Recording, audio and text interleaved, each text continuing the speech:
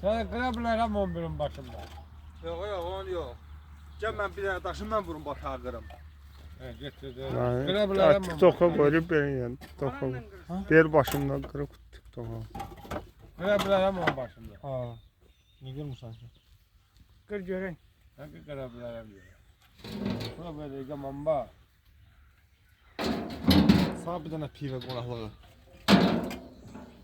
Bir tane de pibe konaklığı bende. Üst üste dalbadal. Ha da ne? Kalmadan yok. Büyüğün biri sabah. Her birin. Hatta her gün pibe konaklığı olur. 2 gün yeyip seysen. Hala bir yaxşı qırsa beçen zat birim verdi. Dört bir satın tapabilirsin. Yarım tır. Yarım sığından zat. Çakına sana kıracağım bundan. Ama başım partlasa bizlikdə öyle. Patlamıyor. Partlayacak. Tacını yarım. Ağzımdan partlayacak başım. Vurma vurma. Başın zırılacak. Ha vurma. Vurma. Lazım değil.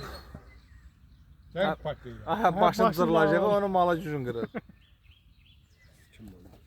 Vurma. Ha Aa, vurma. ha vurma.